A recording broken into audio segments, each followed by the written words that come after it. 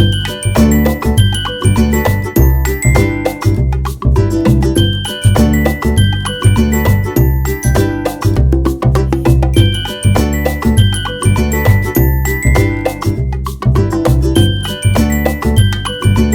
साथियों, नमस्कार प्यारे बच्चों। आज हम नेशनल अचीवमेंट सर्वे एवं ओलंपियाड एग्जाम 2024 के लिए राज्य शिक्षा केंद्र द्वारा जारी समय सारणी के अनुसार कक्षा 3 के लिए 13वें सप्ताह में विषय हिंदी, गणित और पर्यावरण के इम्पोर्टेंट प्रश्नों को सॉल्व करेंगे।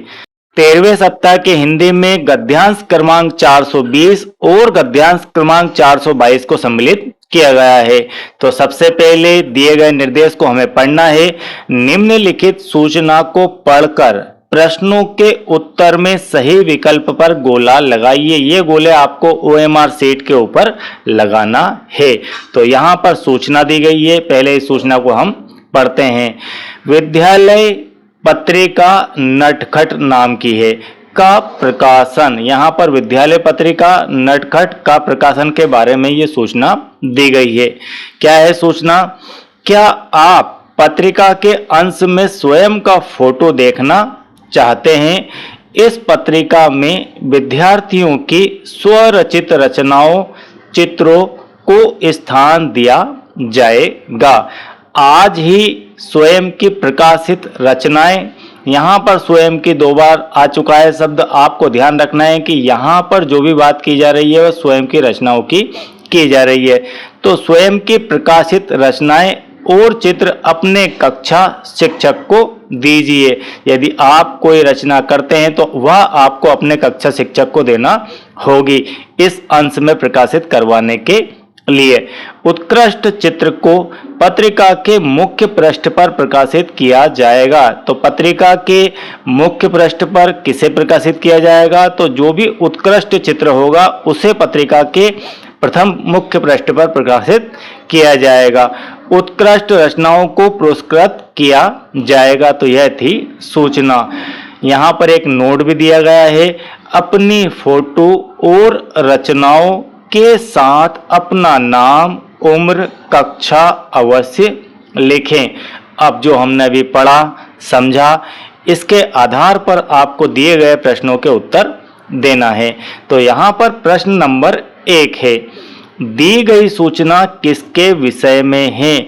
यहाँ पर जो हमने अभी गद्यांश पढ़ा, इस गद्यांश को पढ़ने के बाद आपको यहाँ पर पता चल गया होगा कि यह जो गद्यांश है किस विषय को लेकर है।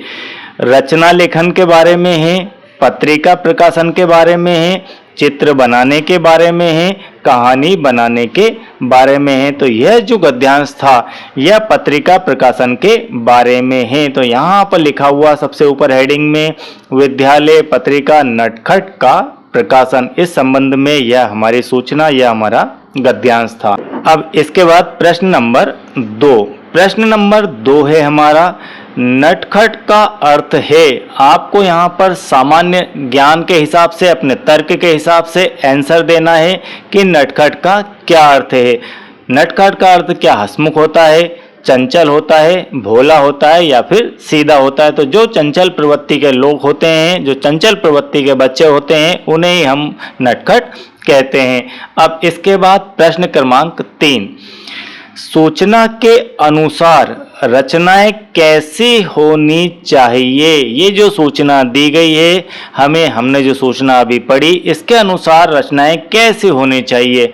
रचनाएं स्वरचित होना चाहिए, स्वयं के द्वारा रचित रचनाएं होनी चाहिए, स्वयं के द्वारा लिखी हुई रचनाएं होनी चाहिए, या फिर रचनाएं नकल की गई हो, या फिर रचनाएं प्रकाशित हो। प्रकाशित हो से अर्थ है कि जो पहले किसी पत्रिका के अंदर प्रकाशित हो गई वही नकल करके आपने वापस से यहाँ पर दे दी। क्या ऐसी रचनाएं होनी चाहिए? या फिर रचनाएं मित्रों की हो, किसी मित्र की रचना आपने ले ली और वह आपने दे दी, क्या इस प्रकार की होना चाहिए? तो यहाँ पर 2 बार इस बात का जिक्र किया गया है कि रचनाएं स्वरचित होना चाहिए। वे रचनाएं यहाँ पर सम्मिलित की जाएगी जिनको आपने स्वयं बनाया हो, लिखा हो, रचना की हो। चलिए इसके बाद प्रश्न क्रमांक 4। प्रश्न क्रमांक 4 है, मुख्य पृष्ठ पर प्रकाशित किया जाएगा। मुख्य पृष्ठ पर क्या प्रकाशित किया जाएगा? विद्यालय का चित्र, उत्कृष्ट विद्यालय का चित्र, विद्यार्थी का चित्र, या फिर उत्कृष्ट रचना, या फिर उत्कृष्ट चित्र।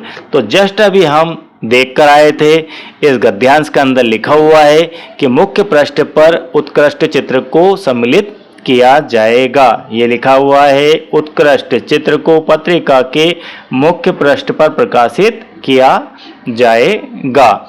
चलिए, तो इस प्रकार इसका ऑप्शन डी सही हो जाएगा। अब प्रश्न क्रमांक 5, रचनाएं किसके पास जमा करना है? जो रचनाएं आप बनाएंगे उनको किसके पास जमा करने के लिए गद्यांश में कहा गया है? प्रधान अध्यापक के पास, प्राचार्य के पास, कक्षा शिक्षक के पास, या फिर मॉनिटर के पास। तो यहाँ पर गद्यांश में इसका विवरण दिया गया है कि आप जो रचनाएं बनाएंगे वह कक्षा शिक्षक के पास में आपको जमा करवाना है। तो इस प्रकार आपका ऑप्शन से यहाँ पर राइट हो जाएगा। अब इसके बाद आपका गद्यांश क्रमांक 422, यहाँ पर निर्देश दिए गए हैं। गद्यांश को आपको प्रॉपर रूप से पढ़ना है, फिर लिखे गए प्रश्नों के उत्तर में सही विकल्प पर गोला लगाना है। तो यहाँ पर जो गद्यांश दिया गया है वह एक कविता के रूप में दिया गया है। माटी तुझे प्रणाम, मेरे पुण्य देश की माटी तू कितनी अभिराम, तुझे लगा माथे से सारे कष्ट हो गए दूर। जब माटी को सिर से लगाया, माथे से लगाया तो सारे कष्ट ही दूर हो गए। क्षण भर में ही भूल गया मैं शत्रु यंत्रणा क्रूर, सुख स्फूर्ति का इस काया में हुआ पुनः संचार, लगता जैसे आज युगों के बाद मिला विश्राम, माटी तुझे प्रणाम। तो यह थे आपके गद्यांश क्रमांक 422। अब इसके आधार पर आपको दिए गए प्रश्नों के उत्तर देना है। प्रश्न क्रमांक 1 है, माटी तुझे प्रणाम कविता किस भाव से संबंधित है? आपको यहाँ पर कविता का भाव बताना है कि कविता में क्या भाव है। समाज प्रेम का भाव है, आत्म बलिदान का भाव है, या फिर मातृभूमि प्रेम का भाव है, या फिर भक्ति भावना का भाव है। तो यहाँ पर जो कविता दी गई है उसके अंदर मातृभूमि प्रेम का भाव है। ठीक है, ये मातृभूमि के लिए समर्पित कविता है। अब यहाँ पर प्रश्न क्रमांक 2, प्रश्न क्रमांक 2 है, माटी को माथे से लगाकर कवि क्या भूल गया? माटी को माथे से लगाने के बाद कवि क्या भूल जाता है? शारीरिक सुख भूल जाता है, देश के प्रति प्रेम भूल जाता है, या फिर वियोग पीड़ा भूल जाता है, या फिर शत्रु के दिए कष्ट भूल जाता है। तो यहाँ पर जिक्र किया गया है कवि के द्वारा कविता में कि माटी को माथे से लगाकर कवि जो है शत्रु के दिए गए कष्ट को भूल जाता है। यहाँ पर दिया गया है, ठीक है, क्षण भर में ही भूल गया मैं शत्रु यंत्रणा क्रूर, सुख स्फूर्ति का इस काया में हुआ पुनः संचार। तो सब कुछ आपको इसी गद्यांश के अंदर इसी कविता में दिया गया है और वहीं से आपको देखकर प्रश्नों के उत्तर देखना है। अब प्रश्न क्रमांक 3, अभिराम का अर्थ क्या है? आपको जो शब्द उपयोग किया गया है इसके अंदर अभिराम, उसका क्या अर्थ है? इसका अर्थ क्या श्री राम है, या उपनाम है, या भयानक है, या फिर मोहक है? तो आपको याद रखना है, यह प्रश्न इंडिविजुअल भी पूछा जा सकता है, इस गद्यांश से हटकर भी हिंदी में आ सकता है कि अभिराम का दूसरा अर्थ जो है, दूसरा शब्द जो है मोहक होता है। अब इसके बाद प्रश्न क्रमांक 4, नीचे दिए गए शब्दों में योजक चिन्ह, ये जो आप चिन्ह देख रहे हैं इसे क्या कहा जाता है? इसे कहा जाता है योजक चिन्ह। किन शब्दों के बीच प्रयोग किया जाएगा? ठीक है, अब आपको बताना है कि ये जो चिन्ह है इसका उपयोग यहाँ दिए गए 4 ऑप्शनों में 2-2 शब्द के पेयर दिए गए हैं, तो किसके अंदर फिट बैठ जाएगा आपको बताना है। आ गया, क्या इसको यहाँ पर लगा लें तो सही हो जाएगा? तो यह गलत है। आते आते, ये यहाँ पर सही फिट हो रहा है। चलिए और देखते हैं। आ रहा, यह भी गलत है। आने दो, यह भी ठीक नहीं है। तो आते आते जो है इसके अंदर यह योजक चिन्ह ठीक ठाक बैठता है। अब इसके बाद प्रश्न क्रमांक 5, कविता में माटी का संबंध किससे है? यह मोस्ट आईएमपी प्रश्न है। ठीक है, कविता में माटी का संबंध किससे है? घर से, खेत से, गली से या फिर स्वदेश से? तो माटी का जो संबंध है वह स्वदेश से है। इस प्रकार आपका गद्यांश क्रमांक 422 कंप्लीट होता है। अब हम चलते हैं विषय पर्यावरण में। 13वें सप्ताह के पर्यावरण में क्वेश्चन नंबर 79 को सम्मिलित किया गया है। हमारा 79 नंबर का प्रश्न है, किस चीज को खरीदने के लिए लीटर का उपयोग सबसे उपयुक्त होगा? इन दिए गए 4 ऑप्शनों में से आपको देखकर बताना है कि आपको कौन सी ऐसी चीज है इन 4 ऑप्शनों में दी गई कि जिसे आप लीटर में खरीद सकते हैं, लीटर में नाप कर घर पे लेकर आएंगे। क्या आप आलू को लीटर में खरीदते हैं? तो जी नहीं, आलू हमारा जो है किलोग्राम में खरीदा जाता है। पेन कैसे खरीदे जाते हैं? तो पेन जो है संख्या में खरीदे जाते हैं, 2 पेन 4 पेन इस प्रकार से खरीदे जाते हैं। दूध कैसा खरीदा जाता है? तो दूध आपका लीटर में खरीदा जाता है। हम कह सकते हैं कि 5 लीटर दूध, 10 लीटर दूध, इस प्रकार से इसकी क्वांटिटी को लिखा जाता है। कॉपी पेन, यह भी आप संख्या में ही खरीद कर लाते हैं, 5 पेन 10 पेन इस प्रकार से लिखा जाता है। तो यहाँ पर सी आपका सही आंसर हो जाएगा। अब इसके बाद प्रश्न क्रमांक 88, प्रश्न क्रमांक 88 है, 6 माह से 1 वर्ष की आयु के बच्चे को खाने में क्या दिया जाना चाहिए?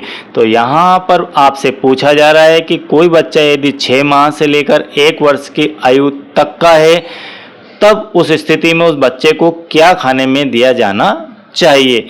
केवल रोटी, क्या आप सिर्फ रोटी देंगे तो क्या उसका पेट भर जाएगा? क्या उसको संतुलित आहार हम मान सकते हैं? तो यह गलत है। सिर्फ रोटी से उसका पेट फूल जाएगा और हो सकता है कि बच्चा बीमार भी हो जाए।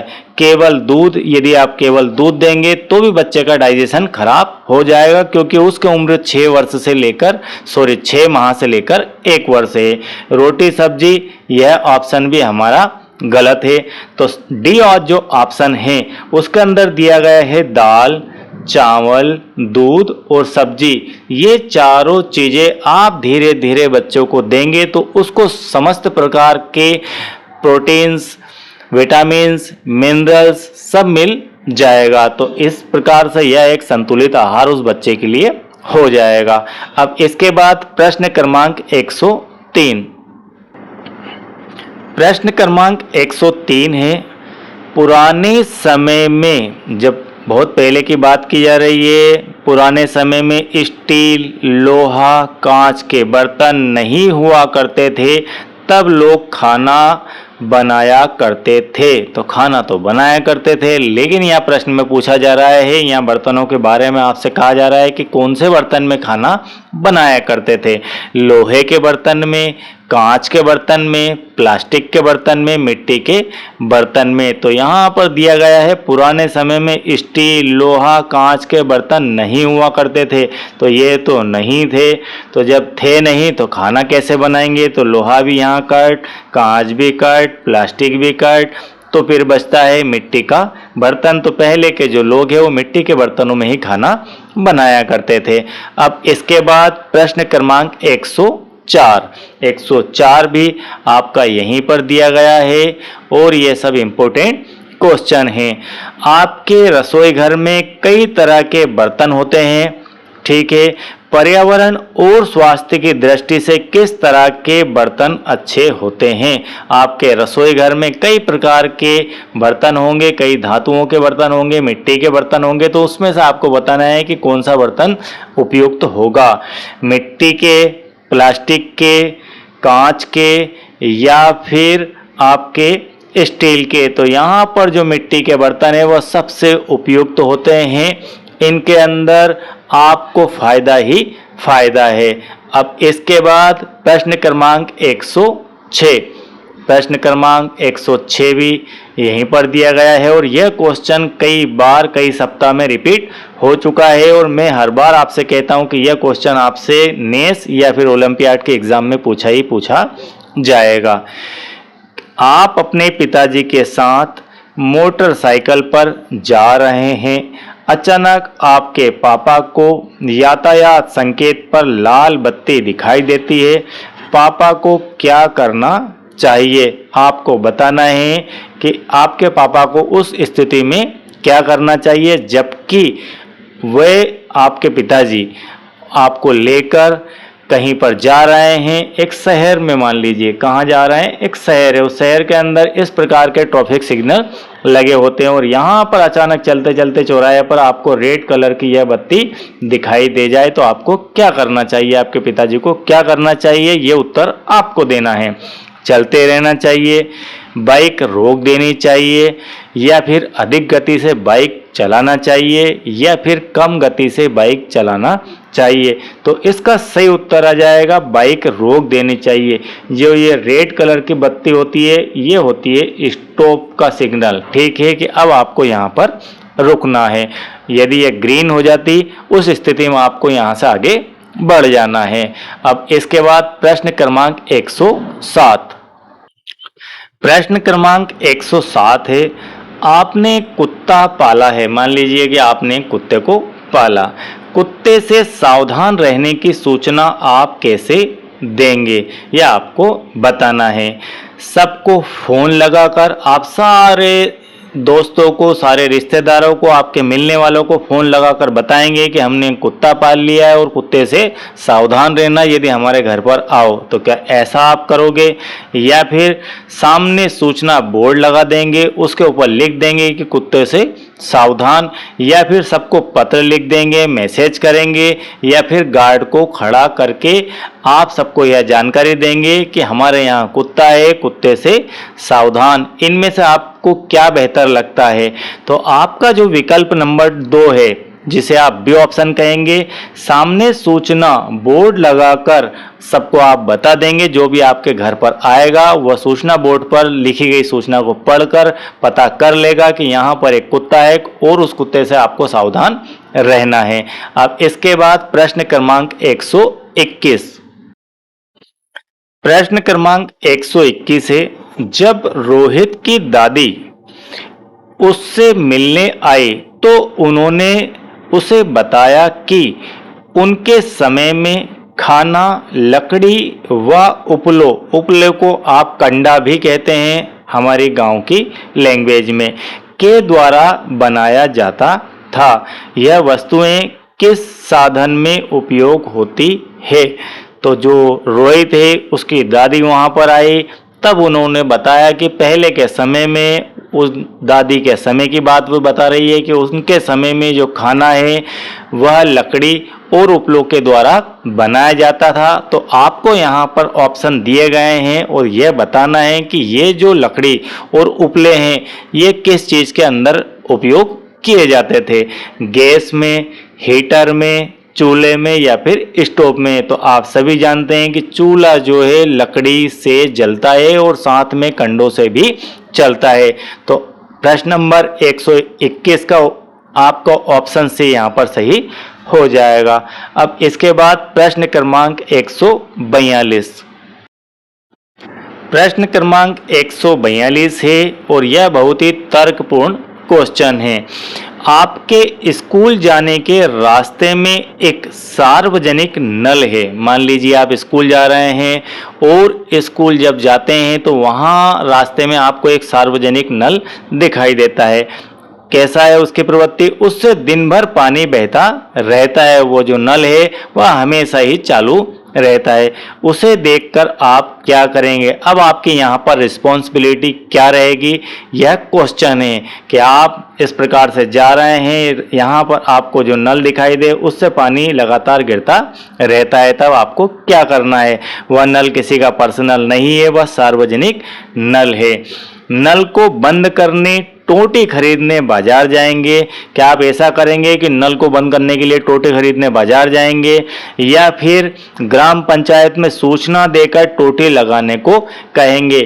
तो जो सार्वजनिक नल है, सार्वजनिक नल से अर्थ है कि वहाँ के जो रिस्पॉन्सिबल या तो ग्राम पंचायत या नगर पंचायत या नगर परिषद या नगर निगम जो भी है उनका नल है, ठीक है वह सार्वजनिक ही। तो हम ग्राम पंचायत को सूचना देंगे, सूचना देने के बाद कहेंगे कि उसमें टोटी लगाइए, क्योंकि दिन भर वहाँ से पानी बहता रहता है, तो उनसे यह बात कहेंगे और टोटी लगाने को भी कहेंगे। तो ऑप्शन बी यहाँ पर सही हो जाएगा। सी को भी देख लेते हैं, देखकर आगे बढ़ जाएंगे तो ऐसा बिल्कुल नहीं करना है। आप देश के जवाबदार नागरिक हैं, इसके नाते आपको यहाँ पर कुछ ना कुछ एक्शन तो लेना होगी।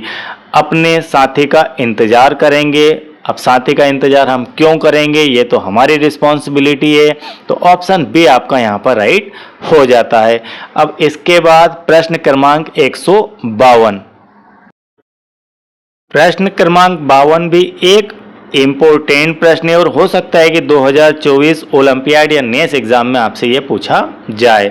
साधना उदास है। साधना कहाँ पर है? ये एक पेड़ के नीचे बैठी हुई है साधना। वह अपने घर का रास्ता भूल गई है। पेड़ के नीचे बैठकर सोच रही है। यह साधना यहाँ पर बैठकर सोच रही है किस तरफ जाऊं। आप उसे घर जाने के लिए किस तरफ जाने का सुझाव देंगे?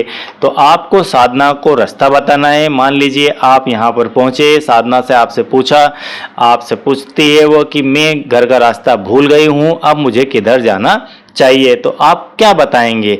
साधना का घर आपको दिखाई दे रहा है, कहाँ पर है? ये तो ये घर है, यहाँ पर एक मंदिर है, यहाँ पर विद्यालय है और यहाँ पर आपका सूर्य उदय होता हुआ दिखाई दे रहा है। तो यहाँ पर जो क्वेश्चन है वह डायरेक्शन के बारे में आपसे पूछ रहा है। इस डायरेक्शन को क्या कहेंगे? ये ऊपर की तरफ है। आप ऊपर की तरफ चले जाइए, आप नीचे की तरफ चले जाइए, आप यहाँ पर दाएं चले जाइए। दाएं मतलब ये दायां है और अंग्रेजी में हम इसे राइट भी कहते हैं। तो ये राइट डायरेक्शन है और ये डायरेक्शन आपकी लेफ्ट डायरेक्शन होती है और इसको आप बायां भी बोलते हैं। तो इसमें बहुत ही कंफ्यूजन होता है, तो आपको मैं बार बार क्लियर करवाता हूँ। ये डायरेक्शन आपकी राइट हैंड वाली दायां और लेफ्ट हैंड जिसे आप बायां कहते हैं, ये आपकी अप और ये नीचे डाउन। तो किस तरफ जाना चाहिए घर के लिए साधना को? साधना को नीचे की तरफ आना होगा अपने घर जाने के लिए। तो ऑप्शन सी आपका यहाँ पर सही हो जाएगा। अब इसके बाद प्रश्न क्रमांक 155। प्रश्न क्रमांक 155 भी यहीं पर दिया गया है। चित्र को देखिए, नीचे दक्षिण दिशा है, नीचे की तरफ ये आपकी दक्षिण दिशा है। उत्तर दिशा किस ओर है? तो उत्तर दिशा आपकी ऊपर की ओर हो जाएगी। ये आपकी ईस्ट है पूर्व, ये आपकी वेस्ट है पश्चिम, और ये आपके दक्षिण और ये आपके ऊपर की तरफ उत्तर। ये हमेशा आपको याद रखना है, इसमें कभी कोई बदलाव नहीं होते हैं कि आप इधर ईस्ट लिख दें इधर वेस्ट, बिल्कुल नहीं। ये हमेशा ईस्ट इस तरफ आएगी, वेस्ट इधर, नॉर्थ ऊपर और साउथ नीचे की तरफ आएगा, जबकि आप भी सेंटर में यहाँ पर खड़े हो। तो यहाँ पर हमारा पर्यावरण का पार्ट समाप्त होता है। हमने हिंदी और पर्यावरण दोनों को कंप्लीट कर लिया है। मैथ्स का पार्ट आपको नीचे डिस्क्रिप्शन में देखने को मिल जाएगा। आई होप कि आज का विषय आपको पूरी तरह से समझ में आ गया होगा। यदि आप चैनल के साथ नए हो, आप मुझे पहली बार देख रहे हैं, सुन रहे हैं और आपने चैनल को अब तक सब्सक्राइब नहीं किया है, तो चैनल को सब्सक्राइब कीजिए, बेल आइकन को प्रेस कीजिए ताकि नेक्स्ट वीडियोस के नोटिफिकेशन आपको मिल सके। साथियों, बाकी सप्ताह के कक्षा 3 और 6 के वीडियो देखने के लिए प्लेलिस्ट की लिंक आपको नीचे डिस्क्रिप्शन में मिल जाएगी, वहां से आप समस्त वीडियो को वॉच कर सकते हैं। Thank you very much.